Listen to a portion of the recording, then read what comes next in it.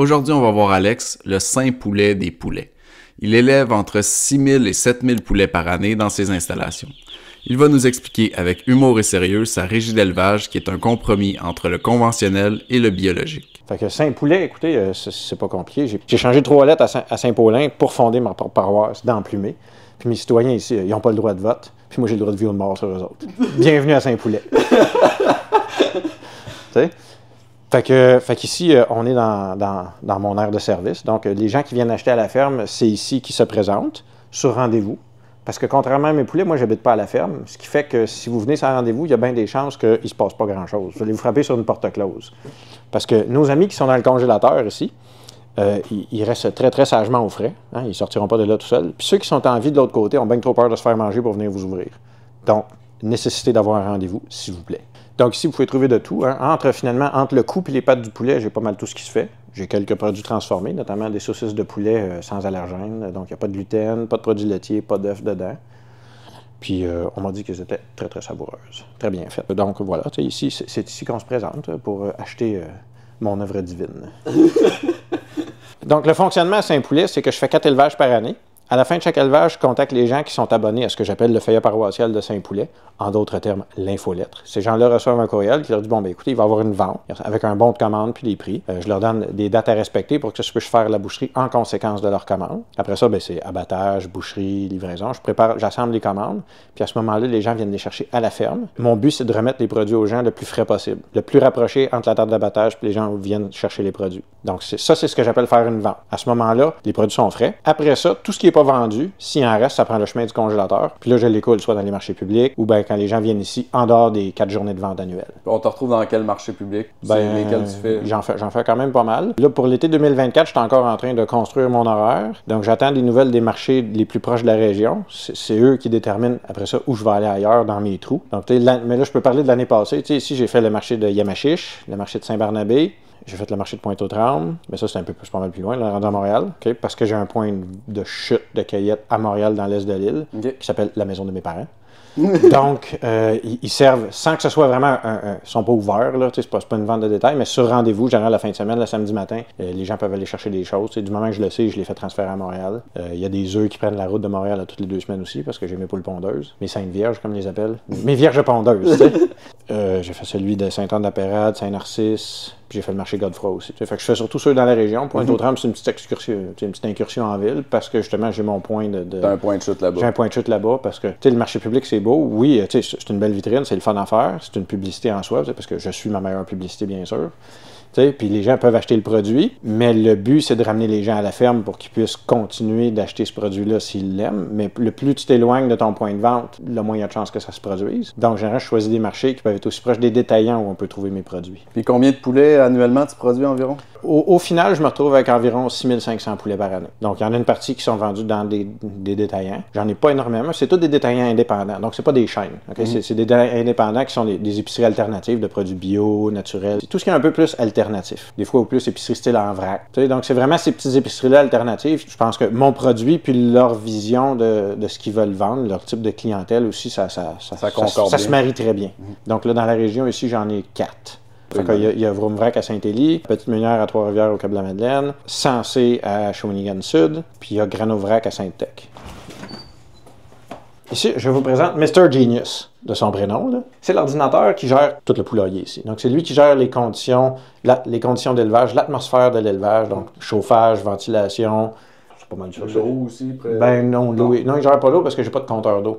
Il faudra un compteur d'eau électronique qui est branché à ça. Si oui, j'avais le compteur d'eau, il pourrait le gérer. En fait, ben, il gère l'eau dans la mesure où il mesure la quantité d'eau consommée. Parce que les poussins, il y a des données pour savoir que tant de poussins, ça consomme à peu près tant d'eau par jour. Donc là, tu peux savoir si c'est dans la moyenne. Sinon, le compteur d'eau, il me permettrait, s'il est électronique, c'est que s'il y avait une fuite, tu aurais un débit d'eau qui dépasse, disons, la courbe prévue. Puis lui, s'il se rend compte qu'il y a un débit d'eau qui est anormal, ben, il peut couper l'eau pour éviter que tu sois à la flotte. Ouais. Okay? Fait que c'est une précaution, mais le compteur d'eau électronique, il n'est pas donné. Okay? Déjà que mon ami le Genius ici, lui, il est vraiment pas donné. Par contre, ça, j'en ai absolument besoin. C'est ce qui fait que j'ai pas besoin d'être à la ferme à toutes les 10 minutes pour checker la température, ça change-tu l'humidité? Non, il est là pour faire ça. Il y a toutes sortes de sondes là-dedans, de température, d'humidité, de pression statique, d'ammoniac, qui fait que la ventilation va s'ajuster en fonction des paramètres. Okay? Donc, si c'est trop humide, il peut ventiler plus. S'il y a trop d'ammoniac, il ventile plus. Si la pression statique n'est pas bonne, bien là, ça, c'est des ajustements à faire. Okay? Mais toutes ces données-là sont gérées par l'ordinateur pour optimiser, pour créer les conditions d'élevage, l'atmosphère d'élevage le plus optimale possible. Okay? Puis ça me donne de la liberté d'être avec toi en ce moment. Oui, c'est quand même pas pire. Hein? Puis ça me donne, moi, étant donné que c'est un écran tactile, je vais donner un petit coup pour qu'il s'affiche, non? Bien, ça me permet d'avoir vraiment une vue d'ensemble de tout ce qui se passe à la ferme avec les temps de marche, autant pour la moulée, le chauffage, les ventilateurs, les mortalités, le poids des poulets. Il y a tout ça là-dedans. Là. Si j'avais encore plus de gadgets branchés après, je pourrais savoir le poids de la moulée qu'il y a dans le silo, est-ce que je suis rendu en enfer ou pas. Il y a vraiment, il y a plein de possibilités. Moi, étant donné que je suis une ferme à très petite échelle, à échelle tout à fait humaine, parce que le Saint-Poulet, c'est l'œuvre d'un seul homme, et puis vous l'avez devant vous, ben il est un peu limité. J'ai pas tous ces besoins-là, parce que c'est pas long de faire le tour de la ferme. Là. Donc, comme je suis mon seul employé, ben, je m'occupe de tout. Puis le Genius, c'est vraiment juste pour tout ce qui est l'élevage lui-même. Là. Le reste, savoir ce qui reste dans mon silo, c'est pas dur. Tu prends le maillet et tu cognes. Ouais. À un moment donné, il y a des façons moins chères de savoir ce qui reste dans ton silo que de mettre une balance après ton silo, passer le filage, tout ça. Donc, mais c'est vraiment un outil de travail qui est, moi je pense qu'il est quand même il est vraiment bien fait. La programmation, tout ça, c'est que ça me permet en quelques clics d'aller modifier des paramètres pour améliorer les conditions des poulets. Parce que l'ordinateur, elle détecte juste ce qu'elle est programmée pour détecter. Puis il était aussi intelligent que la personne qui l'a programmé. Mais lui, il est programmé juste pour détecter certaines choses. Il y a des choses qu'il ne peut pas détecter. Ça prend une présence humaine. Puis il n'y a rien comme tes yeux puis ton nez pour se dire « Ouais, je trouve que ici, peut-être faudrait tricher un peu la ventilation parce que l'humidité est peut-être correcte, mais je trouve l'odeur. » Fait que c'est vraiment là où l'être humain a sa contribution parce qu'on s'entend, un élevage comme ça reste que c'est pas une condition qui est naturelle. Okay? Donc, c'est un peu comme un CHSLD. À ce temps qu'on a eu la COVID, là, quand ça tout le monde comprend, c'est qu'on a beaucoup d'individus dans un espace qui est quand même restreint. Donc, il faut gérer l'atmosphère pour que ce soit optimal malgré ces conditions-là. Donc, c'est là que l'être humain intervient pour faire le mieux possible. Bien, c'est ici que les poulets grandissent, c'est ici qu'on les élève, qu'on les nourrit, que je m'occupe d'eux, puis que M. Genius fait son travail passivement de gérer toutes les choses qui sont en exécution en ce moment, mais que vous ne voyez pas, la ventilation, le chauffage. Toutes ces choses-là, la balance à poulet. Les poulets, eux, pensent que c'est une balançoire puis ils s'amusent dessus, là, mais dans les faits, c'est une balance à poulet. Ça les pèse, en temps réel. Donc, l'approche de Saint-Poulet, c'est de faire un peu... C'est une approche de compromis. C'est-à-dire que je suis pas bio, mais je suis ni conventionnel. Je suis quelque part entre les deux. Okay? Donc, il y a plein de choses que je fais puis j'essaye de tendre vers le bio autant que possible parce que je pense que les normes du bio ont quand même sont bien fondées. Là. Il y a plein de choses que je fais qui respectent les normes du bio ou même qui le dépassent largement. Puis il y en a d'autres, j'ai décidé de pas aller parce que je trouvais que ça apportait peu à l'animal durant son élevage ou au produit final que les gens vont acheter. Par exemple, dans le bio, il faut que les poulets aient accès à l'extérieur. On s'entend, ils ne vivent pas dehors. Là. On est au Québec dans un climat tropical. Assez nordique. En ce moment, il fait moins 10. C'est ça, il fait moins 10. Puis les poulets, les petits poussins, ils auraient besoin de à peu près minimum 30 degrés. Donc à moins 10, là, on aurait des petits popsicles. Des petits popsicles jaunes. Okay? Ça serait vraiment pas winner. Okay? Je ne sais pas si ça serait bon non plus. Là. Je pense pas. En tout cas, je ne sais pas essayer. Dans le climat dans lequel on est, les poussins, il faut les garder à l'intérieur, c'est normal. Mais même quand ils sont plus vieux, qui sont emplumés, qui ont beaucoup plus grande tolérance aux écarts de température, le poulet, c'est un animal qui aime généralement, ces races-là, c'est environ 20 degrés plus, peut-être 18. Donc, il aime ça quand il y a quand même une certaine chaleur. On s'entend qu'on est dans un climat nordique, ici au Québec, puis que les journées où il fait 18-20 degrés plus, il n'y en a pas tant que ça dans l'année. Considérant que je fais 4 élevages par année, à part ceux qui sont en vie à la fin du printemps, durant l'été, puis peut-être un peu à l'automne, dépendamment de l'automne qu'on a, les autres, ils n'iront pas dehors. Là. Ceux l'hiver, ils n'iront pas dehors. Ils vont mettre le bec dehors, ils disent « tabarouette, je suis bien mis en dedans », puis ils vont retourner en dedans. Donc, accès à l'extérieur, c'est beau en concept, mais dans le concret, quand on regarde ce que ça apporte ici, je trouve que c'est peu. Faut considérer... Ça devient limitant pour ta production. Bien, en fait, ça devient, c'est quoi l'apport d'avoir 2 élevages qui vont aller dehors, 2 qui ne vont pas? Tu sais, concrètement, là, je trouve que c'est... Quand tu relativises l'utilité de la chose, je trouve que c'est pas tant bénéfique que ça. Il faut considérer aussi que pour les envoyer dehors, il faut avoir un espace pour le faire. Moi, autour des bâtiments, c'est de la gravelle pour éloigner la vermine, puis pour drainer l'eau. Donc, les poulets dans la gravelle, il n'y en a rien à foutre. Il faudrait qu'on ait de l'herbe. Donc, il faudrait qu'il y ait une partie gazonnée qui soit accessible, parce que sinon, où est l'intérêt? Cette partie-là gazonnée, il faut qu'elle soit clôturée pour empêcher les prédateurs de venir faire le buffet dans le poulailler.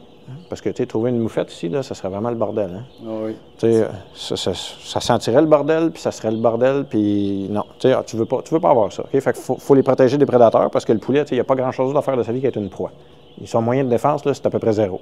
Okay? Tu sais, donc, fait que le poulet, tu sais, c'est vraiment, c'est ça, c'est fait pour être mangé, puis c'est à peu près tout. Donc, il faut le protéger des prédateurs. Fait qu'il faut un setup comme ça. Fait qu'il faut le gazon pour les intéresser, il faut la clôture pour les prédateurs. Puis récemment, on a entendu beaucoup parler de la grippe aviaire. Bien, il faut les protéger aussi des oiseaux sauvages. Puis le problème avec les oiseaux sauvages, c'est que ça vole puis ça habite partout. Tu sais, donc leur toilette est partout, donc les risques de contamination sont partout. Donc dans le bio, entre autres, je sais que quand c'est dans les périodes de migration puis qu'ils savent que c'est là que la maladie, il y a plus de chances qu'elle se propage, bien, l'exigence d'avoir accès à l'extérieur est levée. Donc, ça veut dire que ces élevages-là, ils vont être certifiés bio, même s'ils n'ont pas accès à l'extérieur, parce que les envoyés extérieurs comportent un risque trop élevé. Tu sais, si on considère tout ça, je me dis, les envoyés dehors, c'est peut-être, c'est beau, là, tu sais, puis ça serait bien, mais c'est une vision, des fois, que je trouve qui est un peu idyllique, bucolique de la patente. Okay? Donc, moi, je trouve que, considérant comment c'est installé ici, ce qu'il faudrait que ça me coûte, puis de ce qu'il faut que je les protège, avec le climat qu'on a, je me dis, tu sais, c'est pas ça le plus important. C'est pas ça qui va faire une différence sur le poulet que vous avez acheté. Vous n'en rendrez pas compte, franchement. Là. Tu sais, fait que ça, c'est un endroit où je décide de pas aller. L'autre chose que je décide de pas faire, c'est d'avoir la moulée bio. Parce que pour être certifié bio, il faudrait que toute l'alimentation des poulets soit bio. Puis c'est là où je décide de pas aller, parce que à la base, la viande, c'est cher. Puis dès qu'on tombe dans la viande bio, moi, je trouve que ça devient exorbitant. Fait que je voulais que ça reste un prix qui est sur l'étiquette de mes produits, non une demande de rançon. Donc, j'ai décidé... Fait que l'esprit d'aller dans le compromis, c'est là que ça s'en vient. Fait que ce que je fais, c'est dans la mesure où les grains sont disponibles, j'achète des grains qui sont sans OGM pour faire ma moulée. Donc, ce que ça fait, c'est que les grains sans OGM, ça vient de ce qu'on appelle l'agriculture raisonnée. L'agriculture raisonnée, c'est généralement les gens, en fait, c'est quasiment tout le temps les gens qui sont en transition vers le bio, qui passent de l'agriculture conventionnelle avec herbicides, Roundup, etc., engrais de synthèse, pour s'en aller vers le bio. Donc, cette transition-là, cette période de transition-là prend 3 ans à effectuer. C'est 3 ans où tu dois cultiver comme le bio, avec les mêmes méthodes, mais tu n'as pas encore la certification. Tu peux être pré-certifié, mais c'est ce qui fait que ton grain n'a pas la même valeur, même s'il est produit de la même manière. Donc, cette espèce de période-là, tampon, bien là, tu es dans l'agriculture raisonnée, parce que tu es presque bio, pré-certifié. Tu utilises des semences qui sont sans OGM, qui sont exigées dans le bio, ce qui fait que ça te donne les grains sans OGM. Donc, c'est ces grains-là que j'achète dans la mesure où je suis capable d'en trouver. Donc, tu sais, c'est vraiment, c'est l'aspect d'entre-deux, le compromis pour que ce soit moins cher pour le consommateur, mais qu'on se rapproche du bio autant que possible, sans justement avoir à augmenter les prix de façon drastique. Donc ici, tu sais, la grande distinction, c'est que je fais ma moulée moi-même. Donc, contrairement à la plupart, à la très, très, très grande majorité des fermes de poulets, que ce soit des petites ou des grosses, qui achètent leur moulée toute faite d'une meunerie, moi, j'ai une petite meunerie à la ferme qui me permet de faire ma moulée moi-même dans mes installations. Donc, j'ai travaillé avec un nutritionniste animal pour créer mes propres recettes de moulée qui éliminent des ingrédients qui sont conventionnellement retrouvés dans la moulée des poulets ou des animaux d'élevage de façon générale. Donc, selon la logique que tu deviens ce que tu manges, c'est vrai pour nous, mais c'est vrai aussi pour le poulet. En lui donnant une moulée qui est différente, ça me donne un poulet qui est différent. Puis c'est ça qui fait vraiment la sainteté du saint poulet. Tu sais, c'est la moulée qui mange, parce que ça va avoir des effets sur la couleur de la viande, le niveau de gras dans la viande, sur le tonus de la viande, la rétention d'eau de la viande. Puis il y en a qui me parlent du goût. Mais le goût, c'est infiniment subjectif, donc moi, je m'embarque pas là-dedans. Là. Ça, c'est entre vous puis vos papilles. Moi, j'ai rien à voir avec ça. Donc, la moulée, bien, ça va vraiment faire cette distinction-là. Ça, c'est ce que les consommateurs vont voir. Mais moi, en régie d'élevage, ça a aussi des effets que monsieur, madame, tout le monde qui achètent mes produits ne peuvent pas voir. T'sais, dans l'élevage conventionnel, on parle souvent qu'ils vont avoir des problèmes ils ont des problèmes de mortalité. Donc, ils ont de la mort subite, ils ont des problèmes de glycémie qui s'appellent le spiking, ils ont des problèmes cardiaques. Puis, en fin d'élevage, ils se retrouvent souvent avec des problèmes de boiterie. Moi, j'ai eu de l'information des vétérinaires que ça pouvait atteindre même jusqu'à 10 de l'élevage. Bien, 10 d'élevage de boiterie, c'est quand même significatif. Puis la question qu'on se pose, c'est pourquoi est-ce que moi, j'ai aucun de ces problèmes-là, que je les apprends tous? Et en fait, j'apprends leur existence par des vétérinaires ou des gens qui se promènent dans d'autres fermes, mais qu'ici, j'en ai pas. C'est que ma moulée, comme elle n'a pas les mêmes ingrédients, est moins énergique, est moins calorique. Puis ce que ça fait, c'est que ça fait une croissance plus lente. Le métabolisme du poulet, il est fait pour faire ça. Puis dans l'élevage conventionnel, avec toutes les conditions d'élevage intensif, avec la moulée qu'ils leur donne, les antibiotiques préventifs, tout ça, ça fait que le métabolisme du poulet, lui, il n'a pas changé depuis qu'on fait de l'agro-business, que c'est devenu de l'industrie du poulet. Mais là, tu as le poulet qui est censé faire ça, puis on y fait faire ça. Plus on avance dans l'élevage du poulet, plus l'écart se creuse. Donc, à un moment donné, c'est pas pour rien que les cœurs sautent, que les métabolismes ne fournissent plus, puis que il y a tellement de viande sur l'ossature, mais l'ossature n'est pas faite pour porter ça à cet âge-là. Donc, qu'est-ce qui arrive? Bien, ils se mettent à boiter, ils ont de la misère. Tu sais, c'est une conséquence directe de l'élevage intensif. Parce qu'on parle souvent du bien-être animal, mais on parle assez rarement des effets que ce type d'élevage-là peut avoir sur la santé des animaux durant leur vie. Même si c'est une vie avec une espérance assez limitée, ça reste qu'on parle du bien-être animal et non des effets de l'élevage intensif sur la santé de ces animaux-là. Je pense que c'est quand même assez important. Donc, en ayant mamoulé, en étant à croissance plus lente, tous ces problèmes-là qu'ils ont dans les élevages conventionnels, moi, je les ai pas. Tu sais, j'arrive en fin d'élevage, puis oui, des petits boiteux, il y en a tout le temps 1, 2, 3 dans le coin. Là. Ça, c'est normal. Là. Il y en a tout le temps un qui a la patte plus faible que l'autre, mais je me retrouve pas avec 10 % de boiteux. Tu sais, je les compte sur les doigts d'une main. Ça veut dire que cette croissance-là plus lente fait en sorte que, bien, au lieu d'être là, l'écart, il y en a beaucoup moins. Ce qui fait que les poulets, bien, ils ont les problèmes de santé qui sont documentés dans les élevages conventionnels, moi, je les ai pas. Tu sais, donc, on se rapproche d'un rythme qui est beaucoup plus naturel.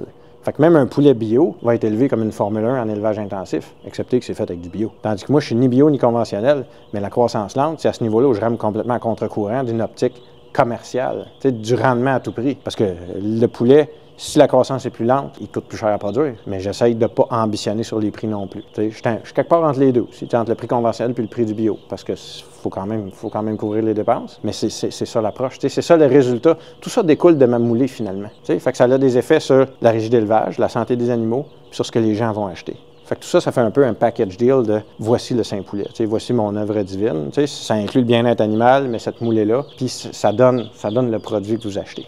Ici, les élevages, ça dure 70 jours. Fait que juste pour vous donner une idée, moi, mon poids cible à 70 jours, c'est 4,5 kg. Je suis toujours en dessous. Je pense depuis 6 ans, ça fait 6 ans que je suis sur la ferme, je l'ai dépassé 2 fois. Fait qu'on s'entend qu'en moyenne, je suis toujours un peu en dessous, 4,2, 4,3. Fait que ça veut dire, mettons qu'on garderait quelque chose de théorique, à 70 jours, je devrais être à 4,5 kg. Dans un élevage conventionnel, dans les conditions d'élevage intensif habituelles, il serait capable d'atteindre ce poids-là en prenant 50-55 jours. Donc, c'est 15-20 jours de différence pour le même résultat. 15-20 jours, c'est quand même un pourcentage assez appréciable sur 70 jours. Donc, tu sais, ça, c'est ça qui fait que ce qu'on peut appeler ça de la croissance lente. C'est là où ça se distingue. Les gens le savent peut-être pas parce que quand ils achètent le poulet, c'est pas écrit croissance lente dessus. Là, non, c'est pas écrit le nombre de jours. Non, c'est ça, c'est pas écrit le nombre de jours, mais c'est la réalité sur le terrain. Puis ces 70 jours-là, tu sais, font quand même, c'est assez différent de ce qu'on va retrouver dans les petits poulets d'épicerie, qui eux, tu sais, tablettes, ça pèse 1,7, 1,8 kg. Bon, bien, ceux-là, c'est 35 jours d'habitude. Fait que c'est 5 semaines. Tandis que moi, je fais le double, c'est 10 semaines. C'est ce qui fait que je peux juste faire 4 élevages par année. Tu as pas mal de fenêtres aussi dans ton poulailler? C'est une des différences, c'est quand même notoire, c'est qu'ici, il y a des fenêtres. Dans un poulailler, n'importe quel poulailler, si vous êtes capable de reconnaître un poulailler d'une étable sur le bord de la rue, là, en vous promenant dans les campagnes, vous allez remarquer qu'il n'y a jamais de fenêtre. D'un côté, il y a des ventilateurs, de l'autre côté, il y a une entrée d'air. Tout simplement. Ici, j'ai ces deux choses-là parce qu'il faut des ventilateurs et une entrée d'air, c'est normal, mais en plus, j'ai des fenêtres. Les fenêtres, à ma connaissance, c'est une exigence dans le bio, d'être à la lumière naturelle. Moi ici, que ce soit bio ou pas, je veux des fenêtres. Ça a l'air de rien, là, mais une des raisons pour lesquelles il n'y a pas de fenêtre, c'est que le poulet, ben, c'est un animal qui est actif à la lumière. Il gère par l'éclairage artificiel, qui est géré par des genius, comme le mien. Puis ils ont des cycles de luminosité puis de pénombre qui alternent durant le jour. Puis ce que ça fait, c'est qu'ils peuvent faire en sorte que le poulet, ben, il roule à la journée longue. Donc, il est plus productif. Parce que qu'est-ce qu'il fait quand il est actif? Il mange. Non seulement le poulet est actif à la lumière, mais il est aussi actif un peu plus après une période d'obscurité. Donc, ils ont des périodes, les cycles, généralement, ce que j'ai entendu dire, là, c'est que c'est 4 heures de luminosité suivi de 2 heures de pénombre. Fait que pendant les 4 heures, il est actif, il va manger.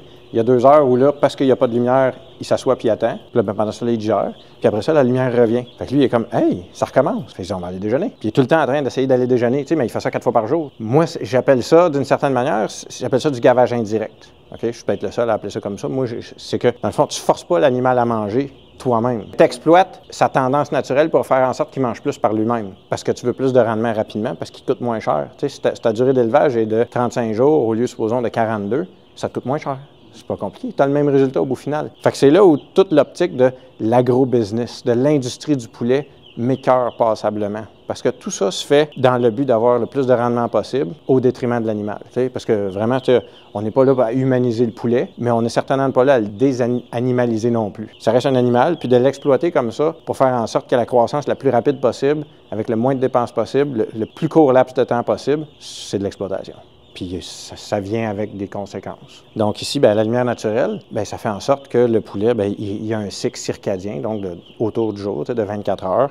qui est tout à fait normal en fonction des saisons. Puis l'hiver, les journées sont plus courtes, puis les poulets, bien, ils mangent ce qu'ils ont à manger durant ce temps-là. Puis l'été, les journées sont plus longues. Fait que souvent, en fait, ça n'a pas d'influence sur la croissance parce que mes poulets sont pas plus petits l'hiver que l'été. Donc c'est vraiment, ils vont manger ce qu'ils ont besoin, leurs besoins nutritionnels, ils vont le combler dans l'hiver, une période plus courte, puis l'été, bien, ils ont plus de temps pour manger ce qu'ils ont à manger, tout simplement. Donc d'avoir des fenêtres, ça a un effet aussi sur le stress des animaux. Parce que l'éclairage artificiel, on s'entend, c'est artificiel, tandis que le soleil, bien, il n'y a aucune espèce sur la Terre qui est allergique au soleil. Bien, les animaux nocturnes, ils l'aiment peut-être pas tant que ça, mais bon, ça les fait pas fondre comme un vampire. Okay? Tandis que les poulets, il y a eu des histoires où quand ils ont changé au DEL, les DEL, les poulets ne perçoivent pas les gammas, les lumières, les couleurs comme nous. Les DEL, dans le fond, c'est une alternance, là, du 60 Hz, du 120 Hz, dépendamment de comment ils sont programmés. Mais ça a l'air qu'eux, leur vision, bien, ils le voient. Là.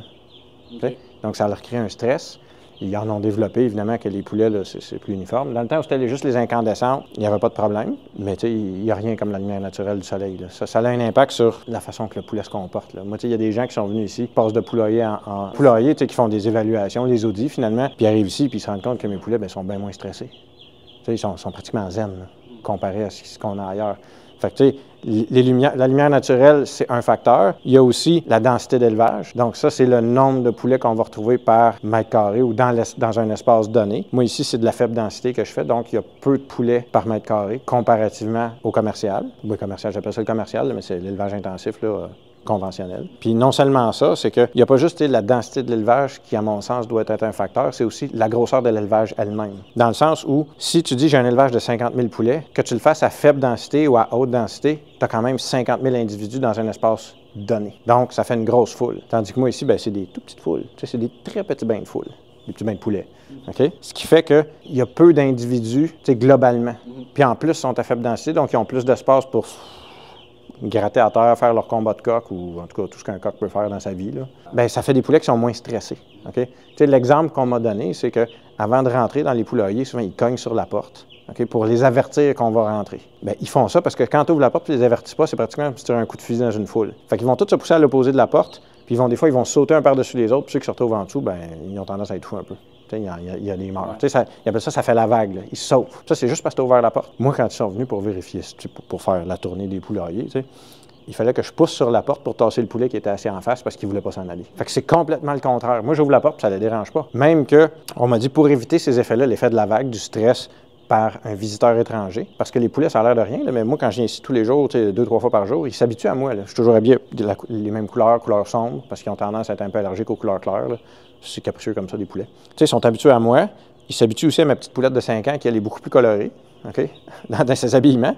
Mais ils s'habituent à ça. Mais quand tu as quelqu'un qui arrive, là, qui est nouveau, puis qui peut être habillé en blanc complètement, couleur claire, des fois, ça fait de la panique. Donc, à partir d'un certain âge, généralement, ils ne font pas la tournée des poulaillers pour éviter de causer l'effet de la vague des stress additionnels par le visiteur étranger que les poulets ne connaissent pas. Moi, ils sont venus en fin d'élevage. D'abord, les poulets sont beaucoup plus vieux qu'à la fin d'un élevage conventionnel. Ils n'étaient pas à 30 jours, ils étaient à 60 jours, 63 jours. Puis moi, j'ai dit, viens rentre, il n'y a aucun problème, c'est sûr qu'il ne se passera rien. Puis comme de fait, les poulets sont restés là à terre, ils se sont juste tassés pour pas qu'on leur marche dessus. Là. Pas de réaction particulière, sont vraiment, c'est des poulets qui sont très zen. C'est ça, ça fait partie du produit, d'avoir une forme de bien-être animal, par l'éclairage naturel, par la faible densité, des petits élevages en nombre. Ça donne un bien-être animal qui est, moi, je considère qu'il est optimal. Après ça, il y a toute la gestion de l'atmosphère que je fais en collaboration avec mon ami Mr. Genius. Au final, ça fait partie d'une totalité. Donc, la question que les gens me posent, des fois, ils me demandent est-ce que tes poulets sont ci, est-ce qu'ils sont comme ça, est-ce que tu les élèves comme ci, comme ça, oui, c'est beau. La question que je pose, c'est est-ce que le bien-être animal se goûte? Je ne le sais pas, je n'ai pas de réponse à ça. Mais ça fait partie de la sainteté de mon œuvre divine. C'est tout ça ensemble, parce qu'on se soucie de l'animal, de son vivant, mais aussi de ce qui va en arriver après. Puis c'est ce que les gens vont acheter. Les parties qui est vivantes, il n'y a rien que moi qui le vois ou mes visiteurs. Mais fait que le client, quand il achète le poulet, il peut pas savoir ça. Mais comme j'organise des visites de ferme, bien, les gens peuvent venir voir. Puis c'est là que je leur donne l'information, la même chose que ce que je vous donne maintenant. Ça permet, ça conscientise les gens à ce qui se passe ici, qui est différent d'ailleurs. Puis je pense que c'est quand même un volet qui est assez important, là, le côté, on va dire, information ou pédagogique de la chose. Le côté transparence. Là, que... Bien, c'est une forme, mais tu sais, c'est par l'information, donc par la pédagogie, qui est la transmission de l'information. Puis oui, le côté transparent, c'est de dire, bien, moi, c'est comme ça que je le fais, puis j'ai rien à cacher, viens voir si tu veux. C'est exactement, je t'ai laissé rentrer dans mon poulailler, tu vois. Tu es en train de le filmer en ce moment, c'est quand même pas pire. Tu sais, je t'ai donné la permission. Au niveau de ton système de chauffage, c'est au propane, ça? Oui, c'est un système de chauffage au propane.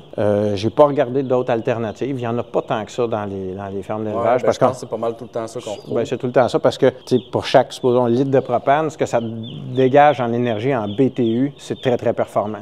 Pour tenir un poulailler à 33 degrés, même l'hiver, quand il fait froid, ça prend du BTU. Là, on n'est pas si pire. Là, on est dans le fond, on est au début du printemps.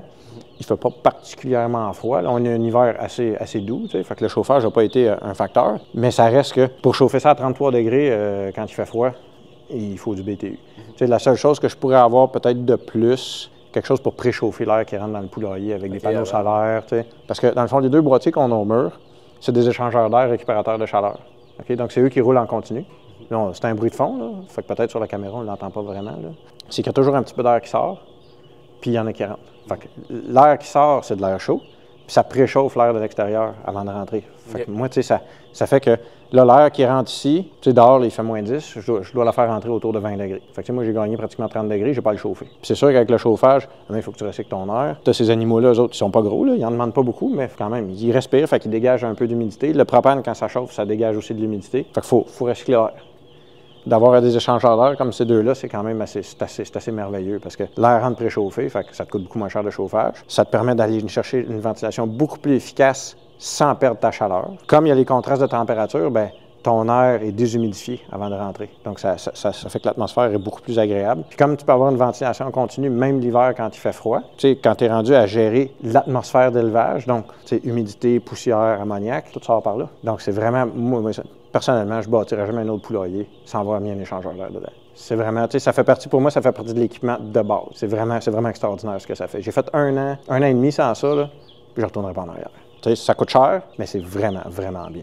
Au niveau de ton système d'eau, si tu veux en parler un peu, c'est la même chose qu'on retrouve... Oui, dans le fond, ici, quelqu'un qui rentrerait ici, qui connaît l'équipement des poulaillers conventionnels, il ne verrait aucune différence. Oui, il ne fera pas le saut. Non, en fait, il va faire le saut, mais de l'autre manière. Parce que généralement, quand ils viennent dans les petites fermes, on va dire artisanales comme la mienne, ils ne sont pas habitués de voir cet équipement-là.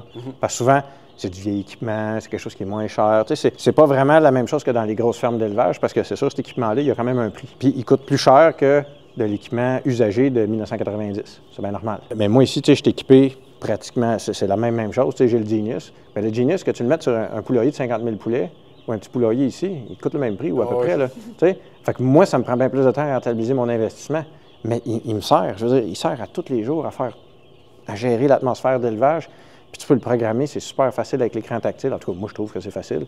Fait que ça me permet de faire toutes les corrections pour avoir l'atmosphère d'élevage que je considère qui est la meilleure pour les poulets. Puis c'est mon milieu de travail. Là. Je veux dire, c'est sûr que je passe pas de la journée ici avec eux autres. Là. À 33 degrés, là, je cuirais, ça ne sera pas trop long. Mais même plus tard, c'est que ma job, c'est de surveiller que tout se passe bien. Parce que le Genius, il ne voit pas tout. Puis les poulets, il faut que je m'assure que tout est correct. Puis, le Genius, ça doit être relié à une centrale d'alarme. Comme il ne détecte pas tout, moi, je compense pour ce qu'ils ne voient pas. Parce que quand il y a une alarme, oui, ils vont m'appeler puis je vais venir voir. C'est mon rôle. Des fois, c'est des choses qui sont banales. Des fois, c'est un petit peu plus important. Mais ça reste que c'est ma job. Fait que, de superviser ça ici, de m'assurer que c'est le mieux possible pour les poulets. Puis, en fait, pour moi, qui se promène ici plusieurs fois par jour, c'est ça l'optimal. C'est ma job. Puis, l'équipement qui est ici me permet de faire ça le mieux possible, je pense. Comme des échangeurs d'air, ça a l'air de rien, mais ça, on peut le voir, c'est des gros boîtiers noirs qui sortent à l'extérieur du poulailler. À moins qu'il y ait un système d'échangeur d'air central, mais ça, je n'ai jamais entendu parler de ça. J'ai vu ça dans des catalogues d'équipements de poulet, là. Mais généralement, c'est des boîtiers noirs comme ceux-là. C'est pas tout le monde qui en vend non plus. Moi, je regarde les poulaillers, je les vois depuis la rue, puis ils n'ont pas ça. Moi, ce qu'on m'avait recommandé, des données que j'ai entendu dire, c'est que tu en mets un pour 5000 poulets. Moi, j'en ai 2 ici pour 1000 poulets. Fait que ça me sert de ventilation. Ça a un effet sur toute la qualité de l'air, l'atmosphère. Le dépoussiérage, enlever l'ammoniac, enlever l'humidité, recycler l'air sans perdre mon chauffage. L'hiver, c'est vraiment extraordinaire ce que ça fait. L'été, c'est sûr que c'est pas grave parce que s'il fait aussi chaud dehors qu'en dedans ou même plus, ta chaleur, tu perds pas. Tu veux l'évacuer de toute façon. Mais pour toutes les saisons, ici, comme on a le climat, on est au Québec, climat nordique, là, l'hiver, il y en a qui disent que ça dure 6 mois par année, là, ça paraît dans un poulailler. Fait que ce que tu as pour gérer ton atmosphère, ça a un impact sur toute la qualité du bien-être animal. Parce que, comme tu dis, ça, mes lignes d'eau, ils n'ont rien de particulier. C'est vraiment, c'est standard dans l'élevage de poulets. Mes mangeoires, c'est la même affaire. Là. À ce niveau-là, là, c'est vraiment...